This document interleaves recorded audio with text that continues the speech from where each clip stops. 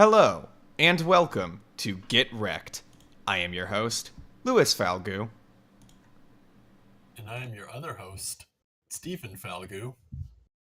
Get Recc'd is our podcast where every week Louis and I recommend something to each other, and then in the week following talk about those recommendations.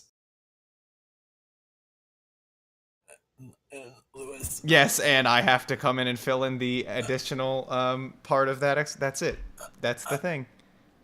I'm so old now, Louis. It's been 3 or more weeks.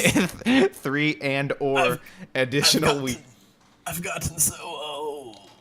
Yes. This is my old person radio voice. Yeah, that's what old people sound like on the radio. You ever listen to one of those like old people sound like? One of those talk radio shows where the dude's just like, "Oh, we are going to discuss a politic today."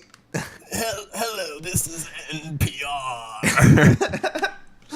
Nice. Can I first ask everybody how's our mix, because I had to change it and I haven't changed it in forever. So just let me know. Yeah, that's Steven's boomer voice. That's right, everyone. I'm no longer a millennial. Damn. I'm now a boomer. Wow. Because we've been gone for a little while. Sorry about that, everyone. But we're back. You bet you thought that the show ended, but guess what? It didn't. You can't stop this train, bitch. That's what I say. No, never. This train never stops. Never. We're here forever. We thought we could escape this time, but we didn't. Yeah. We're back. It's like on our way to the top, like a Sisyphean curse, and we're right back down at the bottom. Yeah, but you know what? That's just more challenge, That's right. We were at our hungriest and best when we were at the bottom, but then we became the best podcast in the world, and we were like, I think we need to kind of get a little humble again, Right. We need to go back underground, and that's Yeah. what today's episode is. Mm-hmm. The 2 underground things we're talking about today are the CW show Arrow. Nobody watches or knows about that. What is that?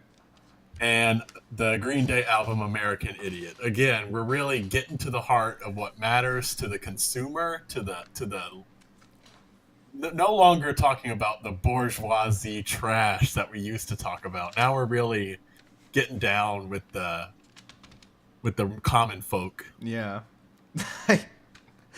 Well, that's a good way to frame it, I suppose. And I guess that with that, we can go ahead and start with what I recommended to you, Stephen, if that's okay. Yeah, so last week, Louis, and by last week I mean like 3 years ago, you recommended to me Green Day's album American Idiot. Do you want to talk a little bit about what this recommendation is before I kind of give some thoughts? Yeah, totally. So it's this really underground album by this really underground band called Green Day. None of you guys have probably ever heard of them, but that's fine. And the album is Green Day's rock opera. I don't think there's anything else I need to say. Oh, there was a musical made about this, a Broadway musical made about this, and that's all I need to say, really. Go for it, Stephen. Oh, I even had forgotten about that, actually. Yeah, that really did happen. Okay, Louis, I'm going to surprise you. Damn. Here, because you know my thoughts on Green Day. Do I? You definitely do. Okay. I enjoyed this album. I enjoyed this album quite a lot. Nice. And I don't like Green Day. Or I didn't think I liked Green Day. To be fair, I've never really given them a full album listen through. This album was so popular. I remember, this became an anthem of the 2000s. And so many tracks off of here became radio hits. Yeah, for sure. Well, and also, I do want to point out quickly, because I mentioned this when I recommended this, but I think something that's relevant to point out is, not only was this popular, but it also really was kind of the last vestige, I want to say, of like a majorly popular rock album. That has not happened since. Come on, let's cut Nickelback a little slack. Hey, here. Nickelback was before this, or at least during the same year. But was anybody, were there out? Did anybody give a shit about buying their albums and listening to all the Well, I guess so. Still, though, this seems to me to be the last culturally relevant rock album, and given the fact that I think hip hop has really taken over as the dominant genre, it seems like it may stay that way forever, or at least for probably another decade or so. because rock hasn't found a way to reinvent itself for the mainstream anyway. I'm sorry. Wait, you know what? I'm sorry. Shout out to Imagine Dragons, my boys Imagine Dragons, reinventing rock. Yeah, come on. All right. Anyway, go ahead. Never forget Adam Levine and all he's done for us. Of course, yes. So what's interesting about this is, so I'm looking at the track listing here, and the streaming track listing was kind of a mess to understand, and now looking at this, I'm still even more confused. Oh, was it the so track I'm gonna list start that by paired tracks saying, together? the track listing had a couple tracks as listed as one long track. The way I listened to it, there were only 9 tracks listed, because some of the tracks were, as I mentioned, listed as one long track. For instance, Holiday and Boulevard of Broken Dreams were listed as one track. Yeah. Which is interesting. But as I'm looking at this here, it looks like there were even acts within some of the tracks. Yeah, Jesus of Suburbia and Homecoming are like suites. So they had 4. So, okay, I guess what's weird is that since the songs in the middle of the album are paired together on like the iTunes version, and I guess the Spotify one as well, I didn't know. I guess that those get up there in the minute lengths as well. But as the album is, as I have it on CD here, as it fucking should be, all the songs in the middle are like 3-4 minutes, and then Jesus of Suburbia and Homecoming are 9. So really, those are supposed to be the long songs, but of course, you wouldn't know that because every song was long because they did that weird pairing thing. I have no idea why. Yeah, and that's what I'm looking at. And that was actually, I was going to start by saying, but now it's interesting to see this and to know this new information. I was actually going to say one of my main only complaints, honestly, with this track. Well, first of all, I'm still not 100% a fan of Billy Joe's vocal style. Mm-hmm. That's always been one of my big issues with Green Day. It just gets so kind of whiny to me that a lot of times I have a hard time listening to it. That was still an issue, but I kind of got over it as I listened to it a couple times. But my other complaint, my only other major complaint, was that some of the tracks were just so long. But looking at this now, it's like, well, not really. Yeah, no. Because they actually should have been split. But I will say, Jesus of Suburbia, even still, I've listened to the album at least 4 or 5 times. Every time Jesus of Suburbia came on, I was just like, ugh. I just dreaded it. Oh, you as it suck. got to the later minutes. As it got to the later minutes. It just, you suck. well, that's the only one. Everything else I loved on here. And to be clear, I still like the track Jesus of Suburbia. I just thought that it was so long. Whereas Homecoming was long, but I actually thought it was interesting. Everybody's giving you L's in the chat. I thought it was interesting as it progressed. I thought Jesus of Suburbia was just so hard to sit through for each of my listens through. But everything else on here, I think, is just so well crafted and well constructed. I think that the rock quality of this album is really great. They use a lot of themes. I can see why this might have made into a Broadway play, because there's a lot of common themes and issues that they're discussing here, and those weave themselves into all the tracks. So some of the tracks are titled like American Idiot and Jesus of Suburbia, but they reference those things again within other tracks. Well, yeah, it's a rock opera. I don't know if you cop it. There are characters and there's a story to the album. Right. Yeah. Exactly. Well, and so that's why I could see it going to Broadway. And I think that's super cool, and I think that's really interesting that it became such a popular album. So I wouldn't call it an art album, but it's definitely different than what people would be used to. Well, the thing you have to keep in mind, I think, here is that, you know, when you compare this to a rock opera like, say, Tommy or something, this album isn't so focused on its story that I think it's pretty easy to listen to this and not really notice. Like, you would just hear some repeated names, and it'd be like, what? Why? But I don't think you would be able to tell. Whereas something like Tommy is like, or even The Wall is like littered with so many interludes and character moments that that there's a story going on. But I mean, if you compare it to The Wall, that was another rock opera album that had plenty of radio hits that you could pull off the album and not even recognize that it was telling a story, you know. And I think this is the same deal. Like Boulevard of Broken Dreams, the title track, you know, Wake Me Up When September Ends. Like, would you have ever questioned hearing these on their own on the radio? No. You know, there was no way to tell. But first of all, I want to say that I have a very, I think for whatever, well, not for whatever reason. I mean, I understand why, but it's a very hot take of mine that I love this album so much because I'm really not supposed to. Like, this is not something that, I don't know, in the circles that I frequent, that this is okay or cool to like. Certainly not as cool to like as much as I do. And given the fact it's like pretty much the second best rock opera that I can think of. Like, The Wall is the only one that's better than this. And even then, I don't think it's that much better. Like, I think this is fucking excellent. Like, this album's super good. Crazy consistent. I think it's like, and it doesn't lose.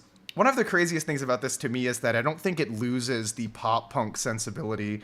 Like, it's really odd to think that a pop punk band would make a rock opera, and even harder to believe that it would be good. But I think what's pretty amazing is that they don't lose that sensibility. Like, this album is catchy and extremely melodic, and yet it's like, it ends up really holding together on a grander theatrical level, as opposed to just a collection of boring ass radio rock songs.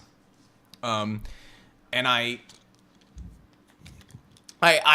also have to commend the fact that they released a song like, I mean, Jesus of Suburbia was released as a single from this. Granted, it was shortened to 6 minutes, I think. But that song is like the best song of their career. I am incredibly saddened to hear it was your least favorite song because, I mean, I don't know if maybe it was just like 9-minute song fatigue or something, but this thing is insanely good. Like, I'm talking, I don't know, top 20 rock songs of the 2000s, period. Maybe even top 10. Like, that song is amazing. It is insane that they made that work. Especially, again, considering they're a pop punk band. Or even a punk band just in general, to write a 9-minute song and have it hold together that well. It transitions between movements so impeccably you'd hardly even notice it was doing it. It's like the songwriting on that thing is insane. And I just... Same thing with Homecoming, for the record. Homecoming is also amazing. Both of those songs are amazing. And just the general structure and flow of this record is brilliant. I mean, I think it's kind of a shame that they combined each duo of songs into its own, like, into one track on some versions, but the album is structured so that every two songs in the middle section flow into each other, and each of these transitions, the two songs that are transitioning together, complement each other really well, and it's really thoughtful. For example, transitioning from, like, Give Me Novocaine into She's a Rebel, you've got a slower ballad that transitions into a much more energetic track, which they follow that quite a few times. I feel like it's a pretty obvious album flow thing to do, but still, it's worth mentioning. And for the album's length, it's nearly an hour long, I never feel it. Yeah, that was one of the things I was going to say, is that although they actually are supposed to be split, I actually thought hearing Holiday and Boulevard of Broken Dreams back to back in one track put them both into a very different frame for me than they usually were, because those two and Wake Me Up When September Ends were really probably the biggest singles off of this thing and played all the time. And I guess American Idiot had a lot of airplay too. But hearing them back to back and flow like they do really made them give me a different perspective on both of those tracks. And that's what I'll say about all of this. This is one of the very rare instances, I feel like, in one of these things that you've recommended to me, Lewis, where I'm familiar with the tracks on that release as singles, and as a collective package, the package has only become greater by listening to all of it versus just having listened to the single. But this is really like probably the most standout example of that having happened, where I was very familiar with the singles on here. They wore me down, but having listened to this as one collective album, this is just incredible. I have completely changed my stance on pretty much every single and every track off of this thing. Yeah, which is great. I mean, and I think... And the other thing to mention, I wanted to mention quick too, before we kind of move on. Sorry to interrupt, but the ones that were radio tracks though are such great radio track songs that it's easy to see why this became very influential and so much of a anthem for the 2000s.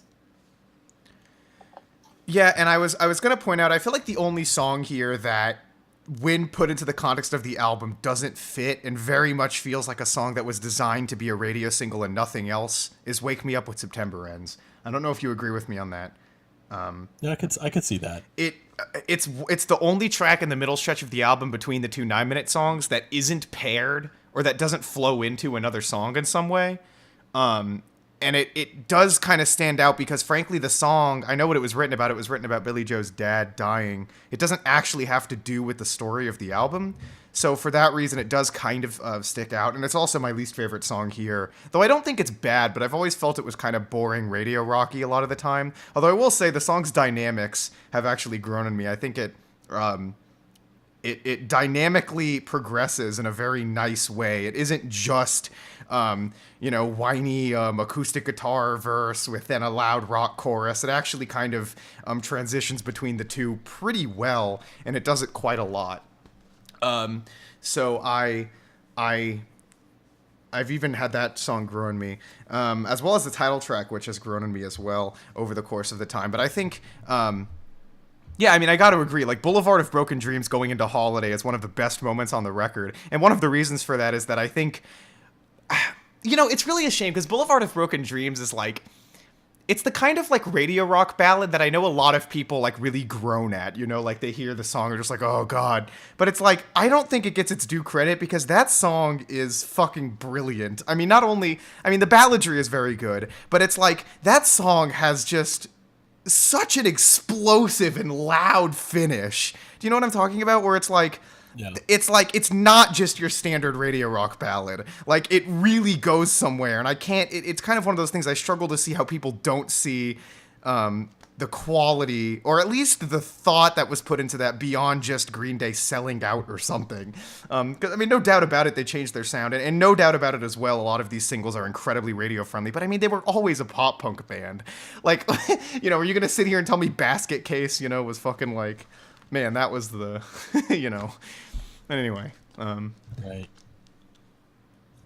I know that this album was kind of also like just a big protest song against Bush, right? Like, wasn't that one of the biggest? Oh, not that song. The only. Not the song, like the album. Yeah, I want to get into that if we can.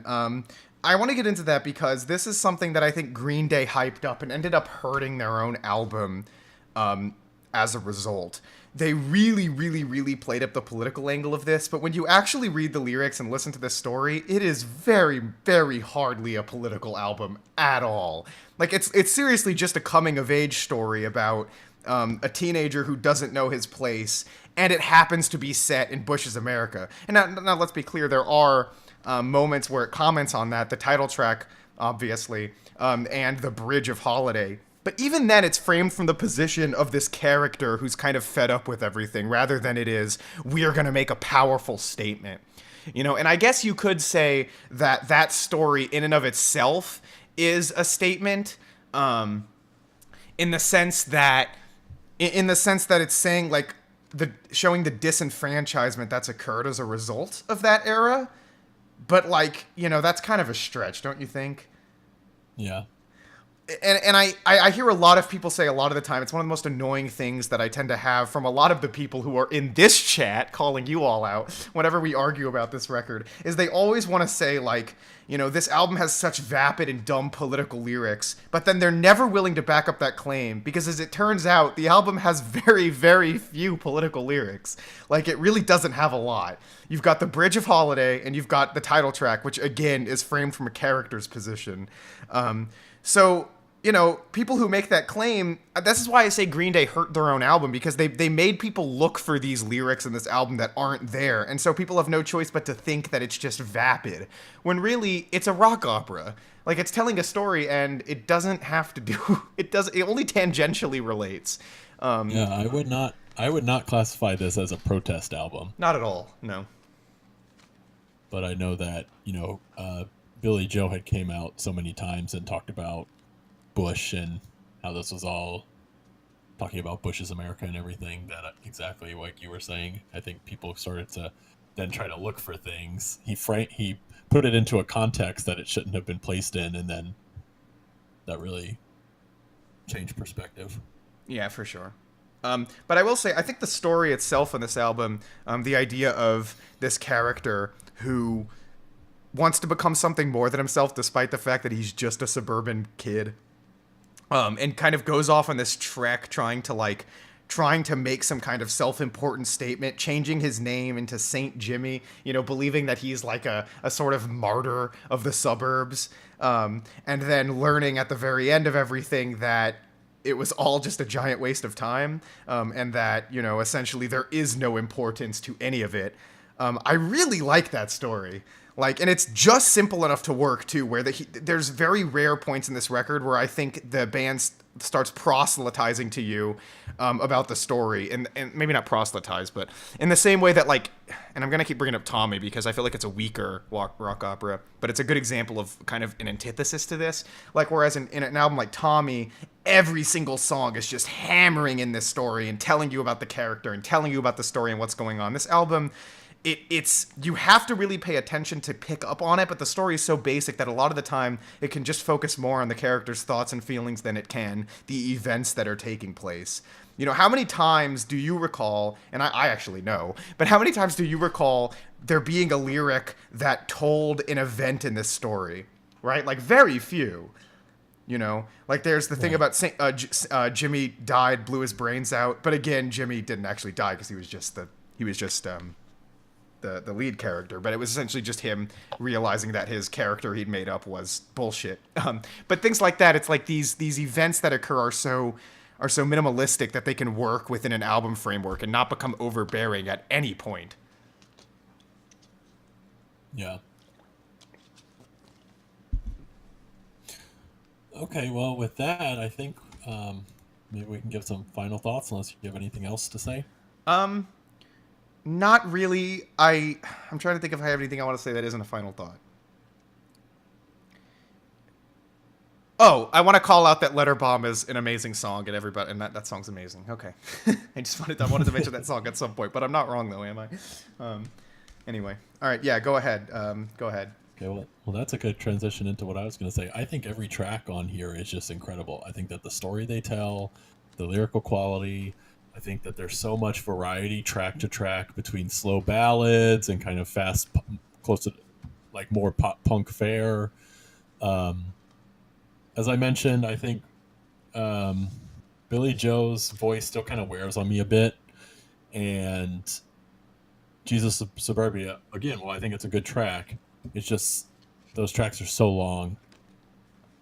But it doesn't really hurt my overall impression of this thing. I think, and this is a complete surprise to me because honestly, I have for the longest time said that I do not like Green Day.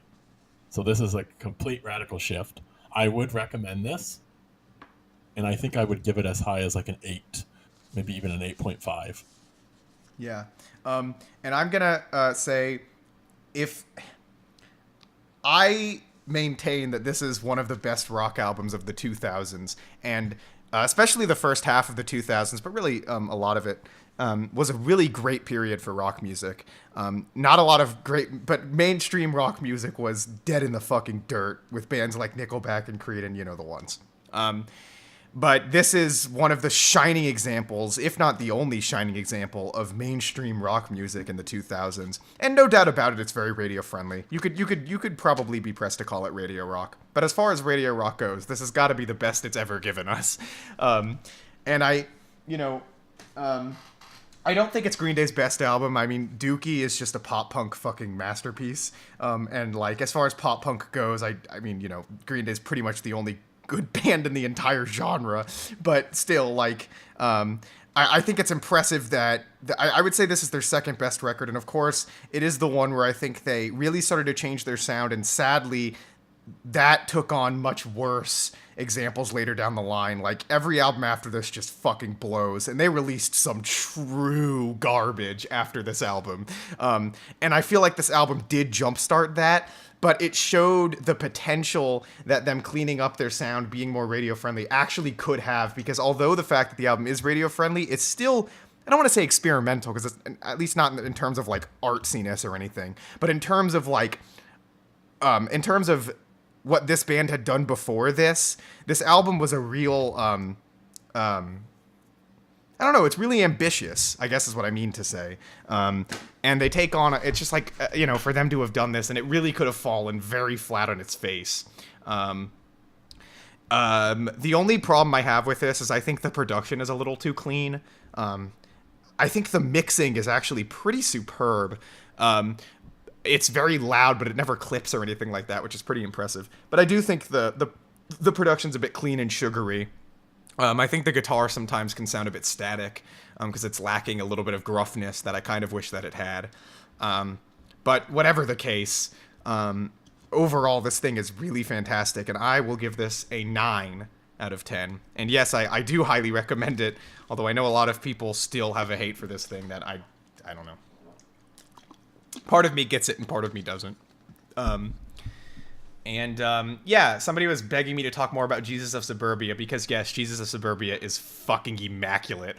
And Steven, if I have any recommendation I mean to you going off of this, it's that I would recommend just like sitting down with that song alone and giving it another chance, because it sounded to me more like you were getting tired of its length more than you had any direct criticisms with that song, because honestly, that song is a masterpiece. Like, it is insane that this band pulled off a song like that. Not only is every movement in and of itself, like, just amazing, but the transitions between each is so damn smooth.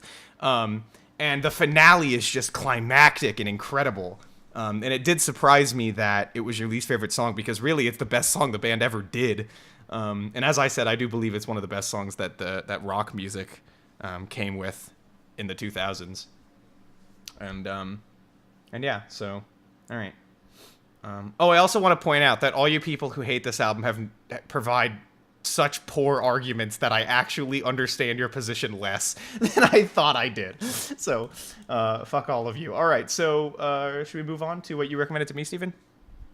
Yes. All right, so you go ahead and explain this.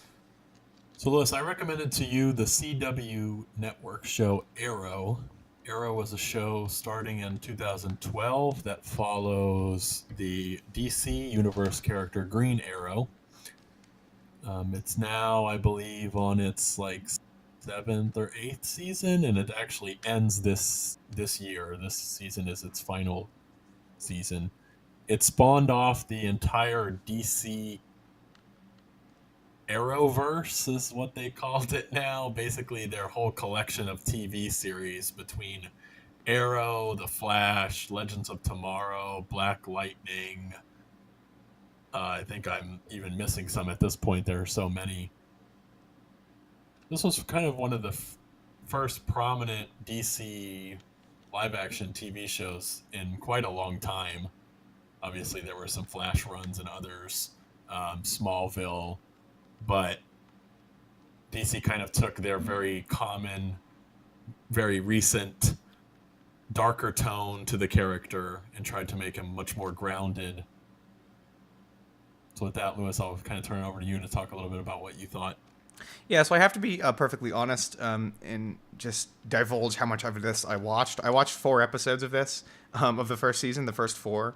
I do feel like I have a good way to talk about those, but if for whatever reason things change, the things that I'm talking about change to a substantial degree later in the season, then I'm sure Steven will be happy to point that out. Just to divulge that information right off the bat. This fucking blows. Like, I couldn't find... Alright, so... It's a good way to start. Yeah, I just wanted to go ahead and set that up. Let me talk about all the things I hate about this. Well, do I like anything about it? Let me talk about all the things I hate about this. So first of all, I feel like your main premise here is you've got this like rich guy, this rich guy who was stranded on an island, and was presumed dead, returns back to his city, and because of his father's wishes for his father to his incredibly wealthy father to essentially repent for his own sins as a rich, corrupt asshole. His son, Oliver, aka Arrow, decides to avenge, I guess not really avenge, but continue making up for his father's mistakes by killing or otherwise bringing to justice the rich, corrupt assholes of the city. I absolutely hate our lead. He sucks in every single way. He sucks when he puts on that outfit. He is like... So remember when you were talking about the Dark Knight trilogy, and you had mentioned that there are people who think Christian Bale was kind of, I don't know, like boring or kind of like one note, or maybe just kind of an ass. And people didn't really like him as... I didn't really feel that so much with those, although I understand. With this, that is absolutely who this guy is. I mean, for starters, I think his actor is bland as shit. I'm not necessarily saying he's a bad actor. It could just be in the writing as well. But he just doesn't seem like he was right for this role. He doesn't command a very threatening or realistic presence. He really doesn't... He doesn't, like, split a balance. Generally, you'd want a balance between those two things, like a realistic but also commanding and frightening presence. He doesn't really have either. He's just kind of there. And his entire character drama with, like, everybody else is so insanely mind-numbingly repetitive. It got old by the first episode, and it was continuing episode for episode, where he would meet up with people he used to know. They would tell him how much of a dick he was. He would say, yeah, I'm a dick, walk away, and then you would get the exact same scene, like 20 more times in the course of the... And these were just in the first 4 episodes. I saw this so much. I was like, yes, he is a dick. He was away on an island. He changed or whatever. Great, I get it. But it was like over and over and over again, and you barely started to see things change. And it just really felt like they were hammering this in to an extent that was incredibly unnecessary. Also, something that I think is very obvious to know, I say it every time when we talk about these TV shows, but it's still true here. Boring-ass presentation, boring cinematography, boring-ass TV lighting, the kind of stuff I expected going in. But that coupled with a series of boring and one-dimensional characters. The only person, and I'm not denying that there's a chance these characters evolve as the show goes on. It's had so many seasons. I mean, of course that's bound to have happened, but you didn't really see any depth to any of these characters. Even the lead, who you can say he kind of has 2 personalities, but at the same time, not really. And it doesn't really help that a lot of the time, we just see him as Oliver one second and then as Arrow the next. And there isn't often much connection between these 2 personalities. So even in the... there's so much I want to... Okay, I need to take a break so that you can say something. But I wanted to say something else to start here. What was it?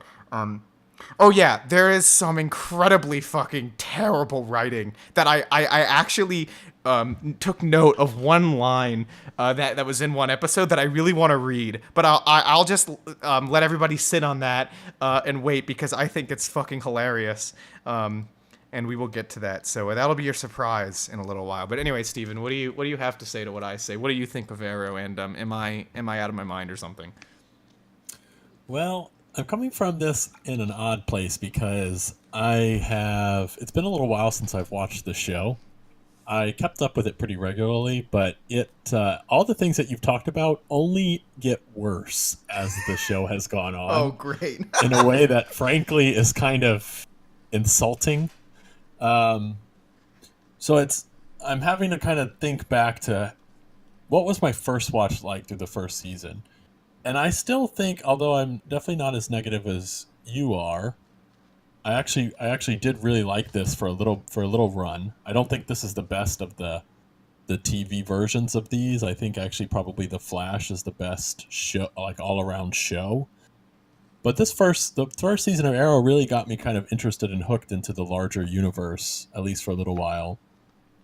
I actually quite like Stephen Amell. I think that he does a good job. The one thing I will say, though, and I don't know if you noticed this, he never really looks at anyone in the eyes. Like, he does this thing where he always looks up and to the right, Yeah, this away weird from blank ass Weird, look like he always has on his face. And this show definitely falls into the CW trap of like super pretty actors who always look like they're about to cry about something. No matter what, there's a ton of angst here. Like, angst is the CW's kind of big thing, and there's obviously a ton of that. But I think that there's some good chemistry, and and it might not have really allowed itself to play out. You didn't watch the full season, Yeah. But Arrow and his friend have some at least decent chemistry. Laurel, her dad, Quentin at the police department, they eventually form some really good chemistry. And just general John, Felicity, and Oliver, that trio, and I don't know if you were introduced to all three of them. Obviously, you were introduced to Oliver. But that trio are a really strong trio once they get together, and they really carry the show.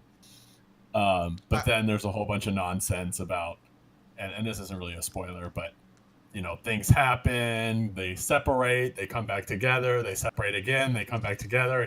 It's just like this ongoing cycle that's been going on for like 7 seasons. So did you meet, I'm sure you met John. I know he gets introduced very early, but did you meet Felicity? I need to be reminded of who they were because everything blended together. John is his bodyguard. Yes. Yep. Mm-hmm. And the episode. Well, yeah. Keep going. So John is his bodyguard. Kind of teams up with him, goes on some crime-fighting adventures eventually. Yep. Saw that. Yep. And Felicity, she is she the lawyer? Blonde assistant who is like a techie person that they kind of contract. Oh, is she the like really awkward and like weird ass like accountant? Yeah, I'm not sure about accountant, but I know they find her at like a role in the company. She's like a desk worker. Yep. I think they called her an accountant at one point. I don't remember. Oh, okay, could be. Yeah, once they kind of get together and really form their group, and that kind of gets rolling, that chemistry is really what carries this show for the most part.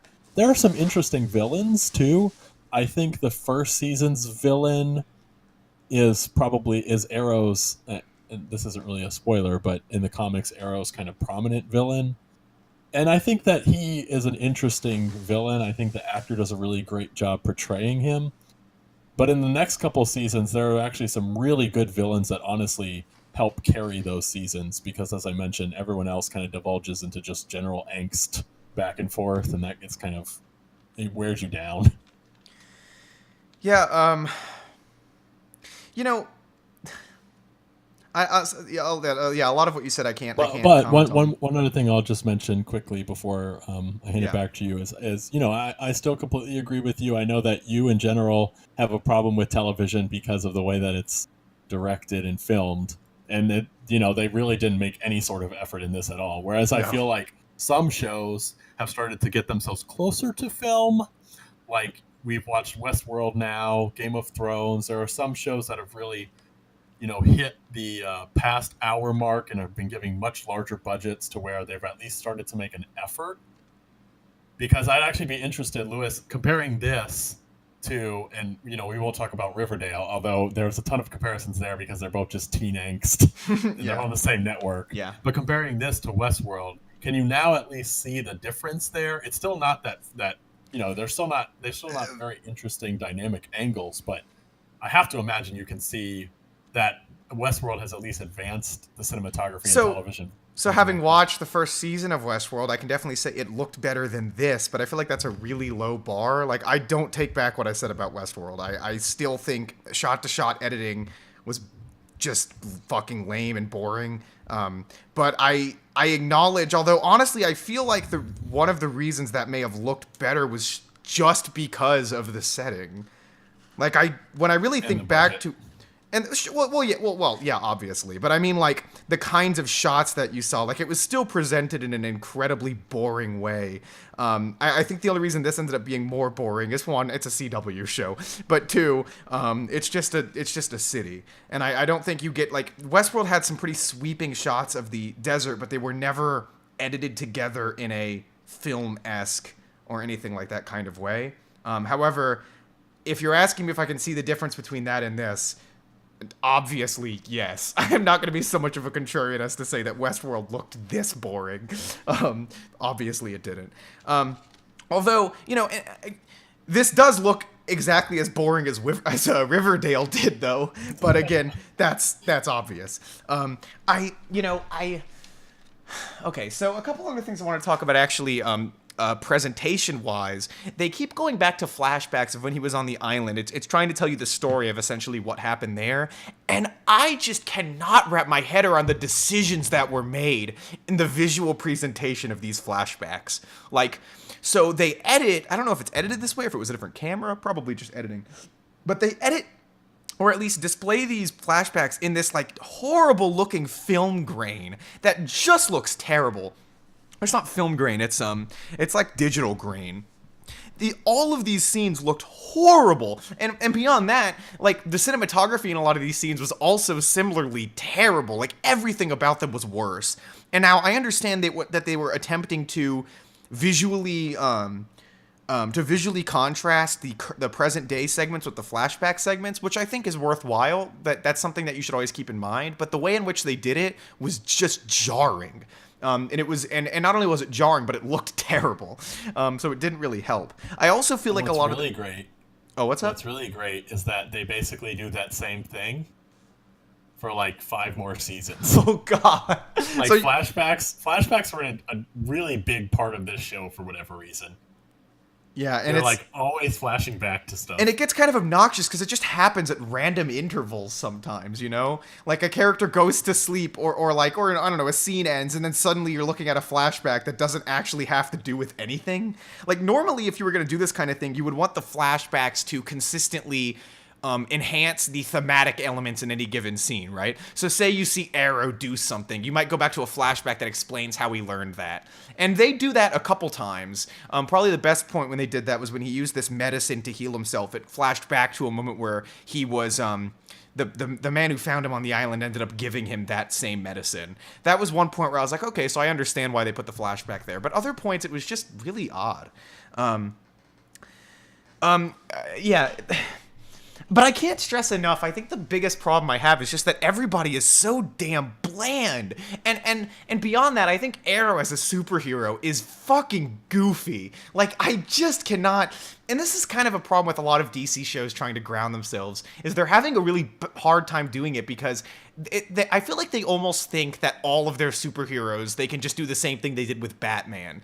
But, you know, Batman was in a really, I think, unique place as far as superheroes go, and a very specific place to be able to work in that context. Do you know what I'm saying? Like, Oh, and make no mistake, you can tell from episode 1 they wanted Batman. oh yeah, yeah. No, Like- it seems like- remarkably like the Dark Knight trilogy in some ways. Like, Yeah, you can tell that if they had gotten Batman, this would have been a Batman show, not a Green Arrow show. Green Arrow, like, does the gruff voice shit. He's, like, sitting there in like, his dumbass green, dark green, ugly-ass outfit. And, like, I don't know, the whole... Build this city. Yeah, you build this... And, like, the dialogue there is always terrible. And I also want to point out that, like, there's something so inherently goofy about a superhero whose power is essentially that he's a really good shot with a bow and arrow. And so when you get these scenes where, like, he's going around, like, on rooftops and shit, shooting bow and arrow, like, shooting arrows at people, it's just very hard to buy any of it. And of course they try to do a very Batman-esque thing where they give him, like, tech with his arrows. And it's just fucking dumb. Like, it's one of those things where it's like, I don't know that you could ever take this seriously. And I'm not saying that the show is trying to be as dark as, say, like a Zack Snyder film, but it's certainly kind of in that realm. One thing I wanted to call out now that I'm thinking about it, some of this tech stuff, there was one sequence where Arrow shot a arrow that went into like a vault or something, and it uploaded the money directly from the arrow. And you get this scene where the rich businessman is like freaking out, and he's like, where's all the money going? And then like the camera pans behind him, and this big ass arrow is in the wall with a blinking light, literally uploading the money. And it's like, did nobody, like, when they investigated this fucking room after the crime scene, did none of the police officers think maybe this giant ass blinking arrow might be some kind of worthwhile evidence? I mean, it just seems like some of the plans here are like way too convenient to have worked. And it's one of those problems where if it were presented in a very comic booky way, like, this might not have really mattered. But there was a sequence where Arrow shot an arrow. Anyway, this might not have really mattered, but I think it's part of the problem with trying to present these superhero stories in a grounded way, is that your superhero, you end up not being able to get away with nearly as many plot conveniences, and this show still tries to do it all the time. I think of all of the times when Oliver just gets away from his bodyguards, literally every single time, and sometimes in such an obvious way that it's like, how did he even get away that time? Or another thing, how at the end of every sequence where he shows up as Arrow, he just disappears magically, and very rarely do we ever see any kind of out that would explain how he got out of that situation. And it's stuff like this where I feel like the show would have benefited from some kind of goofier or sillier presentation or something like that. Yeah. What do you I'm think? trying to think if there's anything else important. I don't really want to go into spoilers, honestly. I don't think it's important as we talk about this. Okay, I can agree. So other than that, I would just say, talking a little bit about filling in some of the gaps, because I doubt we'll go back to this. As I mentioned, I think as this progressed, like, Stephen Amell definitely got much more comfortable in his role. Now he's been doing it for a long time. Him, the actress who plays Felicity, the actor who plays Diggle, all did an incredible job and really progressed those characters and that chemistry even more season to season. There are some characters, though, that are just insufferable, and they will not get rid of them. Basically, like, Oliver's sister becomes a more prominent character. But there are some other interesting, like, side characters that starred in Arrow, have split off either into their own show or kind of have split off to maybe be found later. And as I mentioned, there are some really great villains and some great acting of some of those villains in some of the other seasons as well. I think even, as I mentioned, in this first season, the person who portrays the main villain does a very good job. He's intimidating in a way that's conniving, and not intimidating in a way that's like your traditional just, I'm a bad guy villain sort of thing. But other than that, I think, Louis, if you want to kind of give your final thoughts. No, I don't, because I want to read the line that I promised I was going to read. Okay, so this is your secret surprise. Here we go. So, this is for you, fans. I want to say before I read this, I am absolutely, like, I want to say 95% certain that the person who wrote this line was trying to destroy the project they were working on. I don't know if this writer hated the show. I don't know if this writer just wanted to have a quick laugh and thought the editors would take this line out, but it is indeed actually a line in the show. To give some context, the daughter, what's Oliver's sister's name? I forget. Via? Thea, Thea. Thea, that's right. Yes, that's right. Thea is talking to her mother. Now, Thea is under house arrest, apparently, or she's grounded. Not actually under house arrest. Or maybe she is under house arrest. It was hard to tell. She did something illegal, so it could have been actual house arrest. I'm not sure. Her mom wants to take her out to a company meeting or something like that. And Thea's like acting like, like your typical angsty teen. Like, I don't want to do it, Mom. Well, whatever, And the mother gets this sad look on her face, and she sits down on the bed next to Thea. And I shit you not, this is the first thing that comes out of her mouth. When you were 4 years old, you came home one day with a cat. It was a stray. It was filthy, and it was mean. But you stood there and you declared it was coming to live with us. Your father came home from the office, and he saw what was going on, and he sat you down and he explained to you that the cat was in fact a tiger, and that we needed to get it home, and somehow you understood.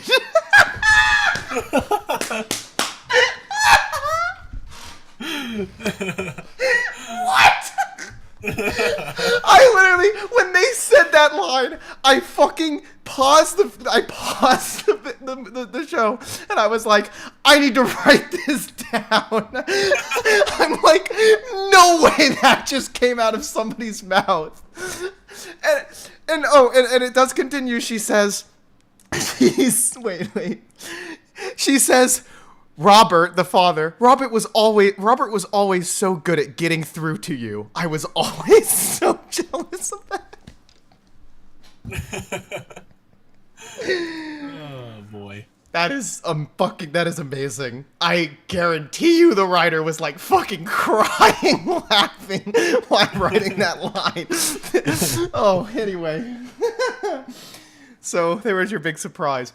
For the record, that the writing is bad all around, but that line was shockingly worse than everything else. Like, it really was like I had an epiphany when I heard that shit. Anyway, okay, so I think we should move on to the recommendations. Well, do the final thoughts. Wow, I almost skipped over the most important fucking thought. The most important point of Get Recc'd. Anyway, so yeah, really the only reason why people listen to the show. Yeah, actually, no, Steven, that's for the first 2 minutes. Most people leave after the first 2 minutes. Yeah, 2 minutes, they skip to our number score and then tap out. Yeah, so anyway, I'm going to give this show a 3 out of 10. I guess I'm only giving the first 4 episodes a 3 out of 10. But it's like, you know, it's not one of the worst things I've ever seen. I think for the most part, it's just incredibly bland, but it's the kind of bland that's just very subpar. Like, there's just nothing really worthwhile to this, and maybe it isn't a complete catastrophe or a complete mess, as that one line would lead you to believe, but it's pretty damn close. You know, it just continues in the trend of everything DC does nowadays, or this decade, I suppose, just fucking sucks. Although I guess this started the same year as The Dark Knight Rises, but hey, that also sucked, so yeah. Alright, cool. Anyway, Steven. I wouldn't recommend this. Right, sorry, wouldn't recommend it. I would say I would recommend this. I give it probably a 6. I think that, you know, as I mentioned, this first season kind of hooked me. I think The Flash is the best of these, so that's probably where I would go, honestly, but I think Arrow's worth a watch. As I mentioned, especially as it kind of makes its way through the first season into the couple other seasons. Some of the chemistry and the dynamics of the character are fun. And then just seeing a guy shoot a bow and arrow and trying to be tough is really funny. So it is. I will not deny that. Should we talk briefly, because you said we wanted to mention Riverdale? Maybe we should actually kind of talk about that a little bit. No, I think we can kind of move on. Oh, well. Basically, the main point is Riverdale is also an angsty TV show. Just yeah, like that's basically. Well, I mean, yeah. But Riverdale, I feel like, you know what I will say, though? The one last thing I want to say about that is that I feel like Riverdale, I didn't like it either, but I think I appreciated it more as, like, just the purest form of CW-ism you could, like, possibly get. You can't get more CW, really. Yeah, to the point where it was like silly. This is just bad. And that's why when I was talking to you, I told you it felt almost like a parody of itself. Yeah. Because it parodies, it's like such an extreme version of the CW thing that it's almost a parody of the CW thing. It doesn't intentionally try to be so, but anyway, so we can move on. Yeah, so I'll give my recommendation first, but I first need to tell everybody that the next episode, we're about to give each other a themed rec here. The title of the theme is Does It Hold Up? So the general gist of this idea is that Steven and I are going to recommend things to each other that we know we have both seen at some point. Seen or listened to or whatever, right? But the idea is that we want to make sure that at least one of us is going to be revisiting this thing. So, for example, maybe it's something that I've seen a lot, but Steven only saw like maybe once a long time ago, and maybe I want him to revisit it. Or maybe it's something that we both have only seen like once a long time ago, and we want to revisit it and reevaluate it and see if it stands up or stands the test of time. Does that sound about like a good description of the theme? Yep. Yeah, so, Stephen, what I'm going to recommend to you is a film that we both saw in the theater together when it came out, and I have watched plenty since, but I don't believe you have, and that film is Birdman, or The Unexpected Virtue of Ignorance. This was a 2014 film starring Michael Keaton, and I kind of want to say it was his comeback. I feel like he started showing up again after this movie. Yeah, that's all I'll say about that. So, Steven, what do you got for me? Lewis, I'm going to recommend to you Monty Python and the Holy Grail. This is a 1975 film, one of probably the first, if not the first, big spoof films in cinema. And it's the Monty Python comedy group that were known for their Monty Python Flying Circus TV show. Oh, and can I ask your intention behind the theme? So, like, what is Well, I know we've both seen it, and it's been a long time. I'd be curious.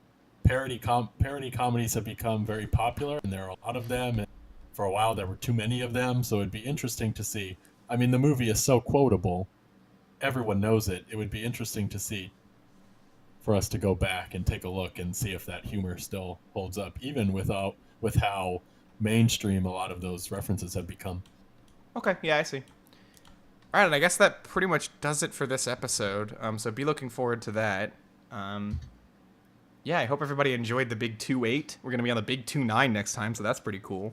And I don't know if we have anything to say beyond that, do we? I don't think so. No, I think that kind of wraps it up for today.